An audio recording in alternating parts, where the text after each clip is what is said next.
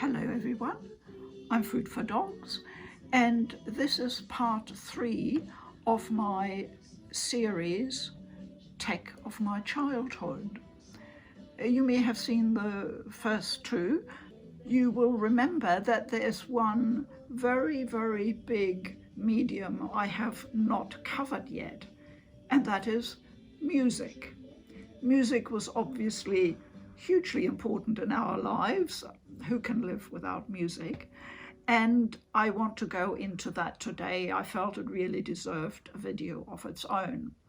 Now, in my childhood, we had equipment that we obviously don't have anymore. PoodlePa and I don't have one of those huge stereo consoles that families had in their lounges as their entertainment centers.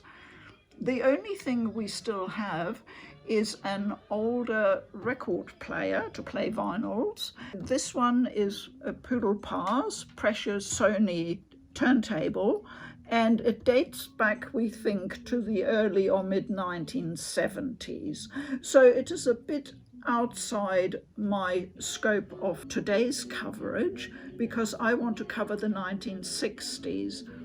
The time when I was a teenager at high school until the end of high school, really. So we're looking at the mid-1960s, really. But the design of these turntables hasn't changed an awful lot. They're all pretty similar, so I just wanted to make sure that you know what it is I'm talking about when I talk about records and vinyls. And obviously we played them on a turntable, and the original vinyls had 2 separate speeds, and we're able to switch that here on the turntable. There was a speed called 45 and 133. Now 45 is for the old style single record. They were called 45s because that was the revolutions per minute that they could do, RPM, so that's how they were classified. Sometimes they were also classified according to size, like 7-inch was the most popular size. Later on, further into the 1960s, the long play records came in, the LPs, and they ran at 33 1/3 RPM. We haven't got it connected up here. That would be impossible at the moment, so you'll just have to take my word for it. PoodlePa still uses this in his own area for his music. He's got a nice collection of vinyls. We channel it through our good speakers, and it works just brilliantly, and it's lovely. We can play our old vinyls on it still to this day. And sometimes he surprises me by putting on an old favorite. So I'll just lift that off because it's taking up quite a bit of space, and then we can continue. So what did we have at home when I was a kid? So just before I was a teenager, so we're talking early 1960s here. Well, like everybody else, we had a gigantic stereo console in the lounge. My parents had bought a beautiful one that fitted right into the corner of the lounge. It was beautifully constructed in nicely finished timber. And on top of this very large console, which was a bit like the size of a buffet cupboard or something like that, on top of that sat the TV. And TVs in the 1960s got really, really big. You'd be surprised at the screen dimensions we had. But of course they were CRT, so they were incredibly bulky and incredibly heavy. So you needed a really solid piece of furniture to put the TV on. So that was our entertainment center. The stereo console had an inbuilt turntable record player, just like what I showed you before, that was usually accessed by opening up a sort of flap door that you pulled down, and then inside was the record player. It was actually slightly awkward putting your vinyls on there so that you didn't by accident hit the side of the console. You had to carefully sort of push it in and onto the record player turntable. It also incorporated a large radio with the usual knobs and dials on it for getting your channels, and that included AM and FM, of course, but also, importantly in those days, shortwave. Shortwave was very, very important. So that was to one side, and then right at the end of the console were incorporated two very large speakers, so we had very good sound. Now, what kind of music did my parents have? They had a small selection of records. They had to consider the purchase of a record quite carefully. And I don't think they had many, but it was quite an eclectic selection. Like most German families of that time, we had some classical music, incorporating selections of arias from famous operas and operettas. The one thing I remember is the overture to Wagner's Tannhäuser opera. We had that, and well, I was cycling through these maybe 24 records again and again and again, and I just put on that overture an awful lot over the years. Every bar of that music is chiseled into my memory. I think I must have driven my mother nuts at some point with just playing it again and again. They also had more popular music, in particular what we would now call dance music. The types of dances that were popular with my parents' generation were, I remember, bossa nova and cha-cha-cha, and dances like that, because they couldn't just turn on the radio and expect there to be the type of dance music they wanted when they felt in the mood for dancing, or even if they had guests around, and the couples would be making a turn in the lounge wanting to dance a bit. You put on a record for that purpose. That's what you did. I don't recall my parents having any more modern 1960s dance music like the twist, which was all the rage in the early 1960s. I didn't know about that until I was in primary school in the last year, and some older girls introduced me to the twist there and taught me the moves. That was really the beginning of some exciting, very modern, popular music and dance for me. That was really the extent of my parents' library. There were also a few popular 1950s crooners, I would say. That type of thing was there as well. I worked my way through that, but for a young girl, I don't think it was overly exciting. Let's put it like that. So the radio obviously continued to be very important, and the radio stations were beginning to cover the new type of pop music that was coming in from overseas into Germany. The leading country there was the United Kingdom. Pop music was flooding out of the UK, and we were just beginning to lap it up. In the 1960s, a sort of technical revolution occurred. The company Philips devised a medium format called the Compact Cassette, or sometimes called the music cassette back in those days. My notes tell me that it was developed by Philips in Belgium and first introduced in September 1963. This compact cassette really revolutionized the whole music industry. What happened was that Philips brought out a cassette player they also later introduced what we called a cassette recorder. That allowed you to not only play the music, but to record onto a blank cassette. Now, suddenly, the possibilities were limitless.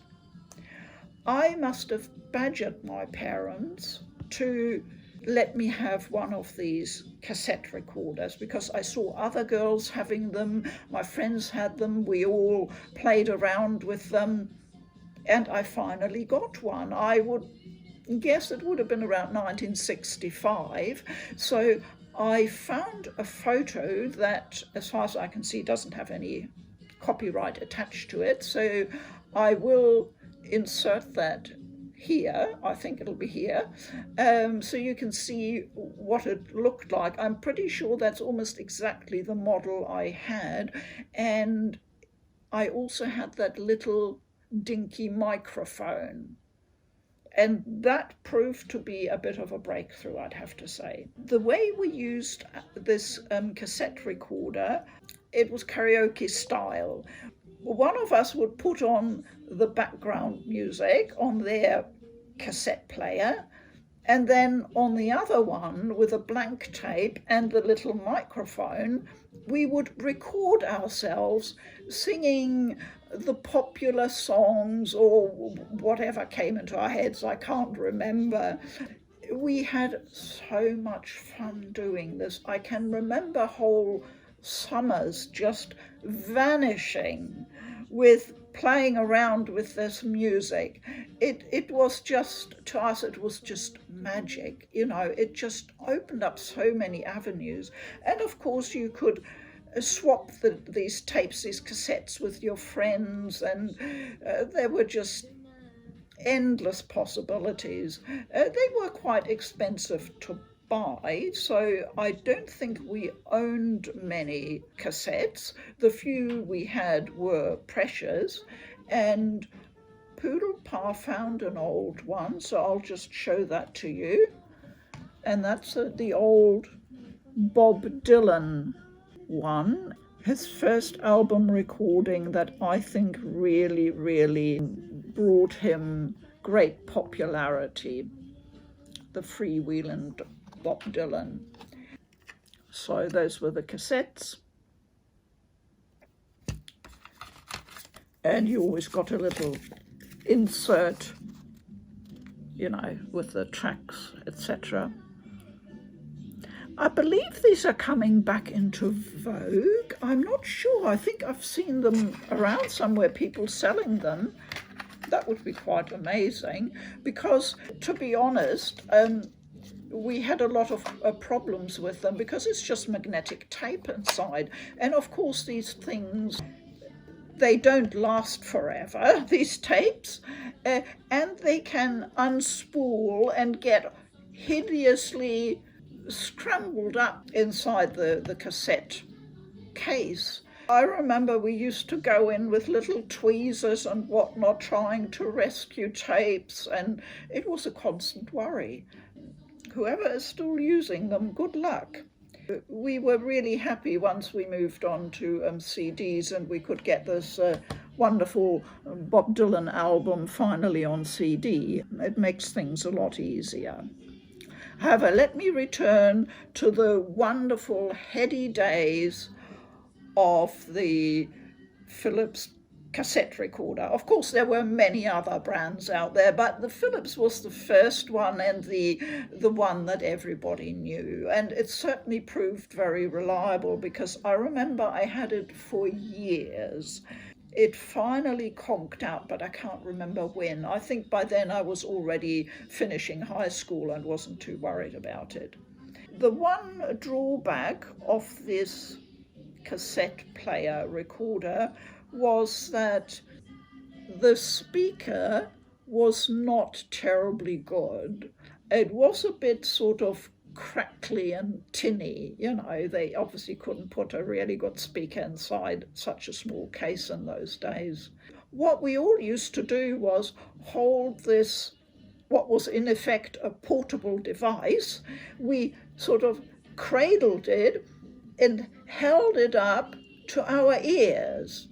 And so I'd be sitting there for hours like this, listening to my music. And of course, all the parents were terribly worried that we would lose our hearing. I expect there was a way that you could possibly connect it up to a set of speakers somewhere, but we weren't audio tech nerds in those days. We were just ordinary high school girls wanting to play their music and play around with recording a bit. I have such memories of it. Another way I used it with that little microphone was every Sunday there was one program on radio just for us teenagers, so to speak, and it was called the Hit Parade. And the top 10 pop songs, I assume determined by sales and by the music industry, made the hit parade and were all played on a Sunday afternoon. And that was a sacred half hour. My parents weren't allowed into the lounge. My brother wasn't either. I propped up the cassette recorder and that little microphone, which always had a way of tipping over, in front of the radio and tried to capture the half-hour hit parade onto one of my blank cassette tapes. And that then kept me going through the week, listening, with the recorder up against my ear, listening to the music again and again and again. And we sometimes took it to school, and in our lunch hour we'd be all congregating in the schoolyard, playing the tapes and discussing the songs and the ranking of the songs. Now, you're very used these days to constantly having top 10 this, top 10 that. That wasn't a big thing back then. I don't recall it. The only time it was important was with this top 10 hit parade, and we certainly discussed it in great depth. But I don't recall any acrimonious arguments. We were just fans and enthusiastic about the music. So what kind of pop groups did we listen to in the 60s in Germany? Around the mid-60s, I'm talking here, because that would be the time when I really got into that type of music. The groups were, and I'll just give a quick rundown, the Beatles, the Rolling Stones, the Who, the Kinks, yes, the Kinks, the Hollies were popular, Herman's Hermits, yes, you heard right, Herman's Hermits were a very popular group, and Manfred Mann, Mighty Quinn. Then there were the Animals, the House of the Rising Sun, a classic in my opinion, still to this day. Most people will recognize that song when they hear it. Then there was a group called the Dave Clark Five. This is quite interesting. They had a hit called Glad All Over. And if you don't know the song, I'll put the link to a YouTube video in the description below. In January 1964, they had their first top 10 single hit with Glad All Over, and they knocked the Beatles' I Wanna Hold Your Hand off the top spot in the UK singles chart. Now, this was big, this was huge. Back in our day, we'd be talking all week about this, trust me. There was a huge number of pop bands and groups coming out of the UK. I can't emphasize enough that it was like the stars in the sky. There were so many, and each week there'd be new ones crowding onto the scene. It was an amazing time with so much creativity happening in the music scene. And it was all targeted at my generation. The young people of the 1960s, they were called the Swinging Sixties, and we were swinging with the music.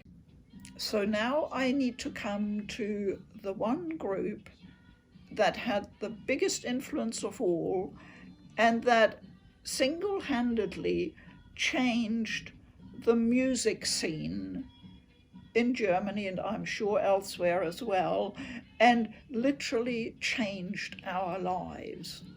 And that was, of course, the Beatles.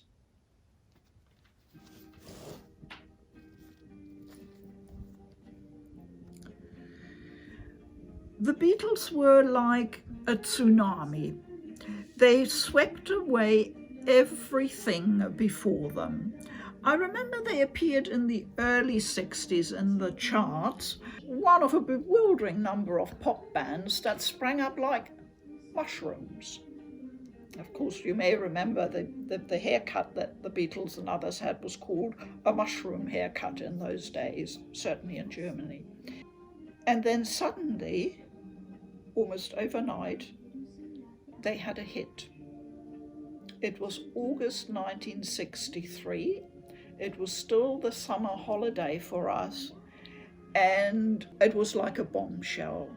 The song was She Loves You, but we always knew it as She Loves You, Yeah, Yeah, Yeah. And we always had the title with those 3 years in it, and that's how it was always broadcast as well.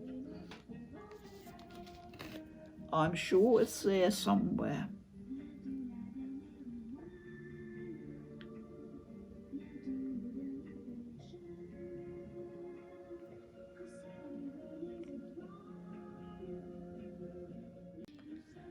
This turned out to be the best-selling single of the 1960s in the United Kingdom. The German division of EMI decided that the best way to sell Beatle records in Germany would be to re-record them in the German language. The band thought it unnecessary, and they were absolutely right. But their manager, the famous George Martin, asked them to comply with EMI's wishes, and so they recorded the song as Sie liebt dich in German on the 29th of January 1964. Well, guess what happened? None of us ever listened to the German version. That was completely taboo as far as we were concerned. That was so uncool. You listened to it in English. The English version was the ruling version, and we absolutely refused to listen to the German version. One important aspect of all this English language pop music was that we were able to practice our English. Of course, we all learned English at school, usually starting age 10. So by the time we were 12, 13, we had a reasonable foundation of knowledge of the English language, but of course we had little practice or experience with everyday language. Most of it was quite old-fashioned, what we learned. It was textbook English. So we used to crowd around, pressing our ears to the cassette recorders or the speakers of the radio, trying to capture the lyrics. There was no internet back then. We couldn't just look up the lyrics, and they weren't available in a library, so that was our only way of figuring it out. And we were desperate to understand the lyrics, so we spent hours, days, whole weekends doing just that. And the girls who were very good at English were immensely popular. So, but we would always share whatever we found out. Did you capture that one word there in the, third stanza? I can't figure it out. What is it? And someone figured it out in the end, and it was passed around.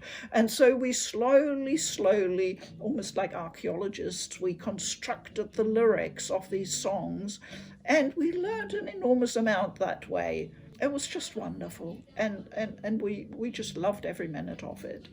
She Loves You, Yeah, Yeah, Yeah, was a breakthrough. It was a huge breakthrough. In fact, I will be talking later about how that Yeah, Yeah, Yeah influenced other pop music from different countries. I still remember one occasion when a very close friend of mine and I were sitting in the back seat of a car driving home with her parents. Her parents had put on the car radio and happened to hit a station that was broadcasting one of the Beatles songs with yeah, yeah, yeah in it, and, you know, quite vocal. And they were just, you could see they were taken aback, and they said, "What is this?" And we were in the back seat going, "Yeah, yeah, yeah." And they turned around and they were so shocked. They told us to shut up, and they said, "Are you listening to this kind of music? This is terrible. This is not proper music." And they quickly tried to change the channel and finally found one with some soprano warbling an aria from an operetta. Da, da, da, da, da. "This is nice music," they said. "This is proper music. This is what you girls should be listening to." And we sat in the back seat all glum and rolling our eyes, and we knew what we were doing. The moment we got home, we'd be darting off to my friend's room and switching on either the radio or the record player, and we'd be playing our music. And that was the big thing, you see. There was such a gap between the generations back then in Germany, between the generation that grew up before and during the war and the generation, my generation, that grew up after the war. Music was suddenly where that gap became a huge rift, a huge abyss really, that we couldn't cross. They couldn't understand us and our music, and we didn't really want their old style music. So it proved very difficult and a very clear dividing line between the generations. This became clear to me only when many years later I moved to Britain, the United Kingdom.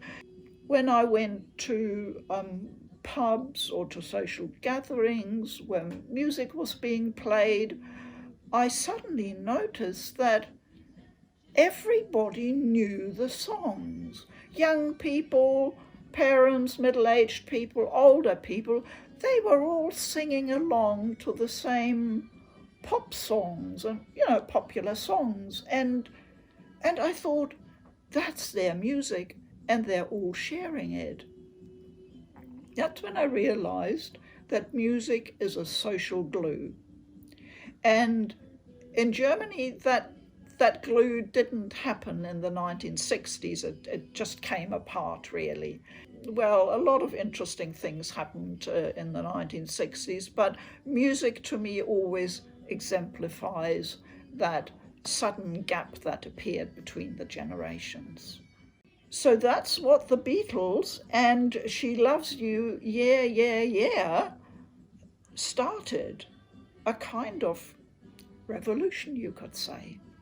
Now, there were, of course, many other different artists, bands, singers, songwriters we listened to.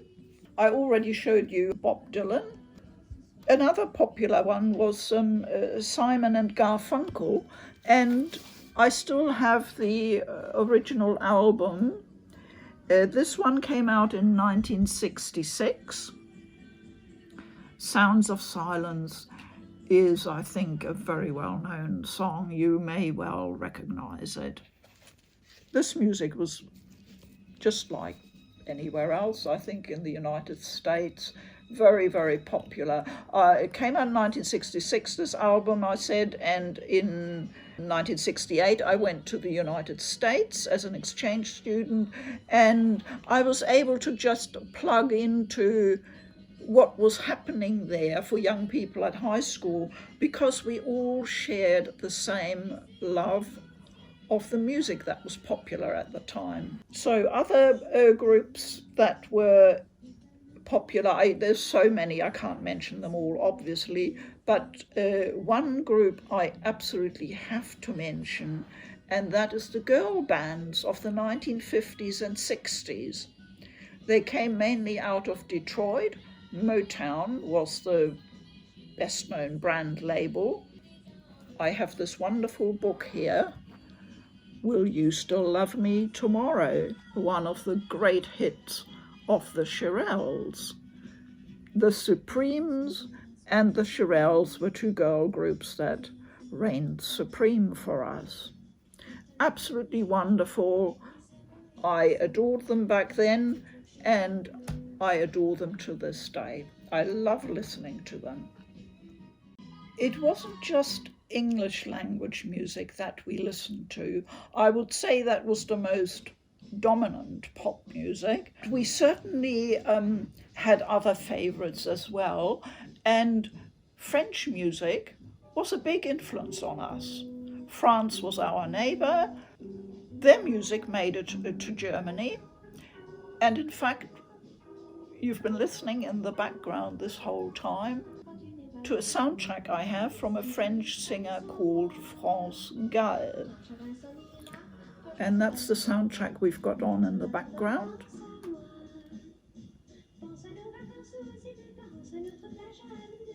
She and many others belonged to a movement in France called the yé-yé pop music, or yé-yé style of music. You can hear where yé-yé comes from. It comes from the English yeah, yeah. Now what the French did was typically French. They did their own thing. The music was imported, like from Great Britain, and the music companies then assigned the lyrics to be translated into French. But what they did was they tweaked the lyrics. They introduced little puns and word plays and a lot of tongue-in-cheek humor that suited the French public, obviously. It was also sometimes called baby pop, and we sometimes called it bubblegum pop. But yé-yé is the official term for it. There were singers like Sylvie Vartan, France Gall, Françoise Hardy. Those were the big names, and they were for us stars as big as any of the other ones I've mentioned before. In fact, the yé-yé music was so influential that even big movie stars like Brigitte Bardot and Jane Birkin were associated with it. Now, France Gall was a bit the poster girl for this generation of very young pop singers. You could almost call them pop idols. France Gall entered the Eurovision Song Contest, and I know some of you are big fans of the Eurovision Song Contest, so I hope you know your history, because in 1965, France Gall entered for Luxembourg and won the contest with her song Poupée de cire, poupée de sang. I love the song to this day. I play it quite a lot. You may ask, what is the song about? Because not everybody speaks French, and my French is not very good either. The song is quite interesting. It translates literally into wax doll, singing doll. Poupée de cire is a wax doll or a rag doll. Poupée de sang, a singing doll.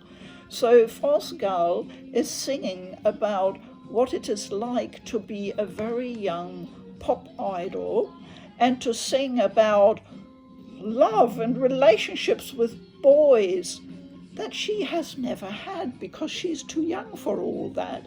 So she's being put up by the industry to present this image, and that's exactly what she's singing about. A very, very famous writer of song lyrics called Serge Gainsbourg wrote the song, and he put a lot of, let's just say, subtext into it.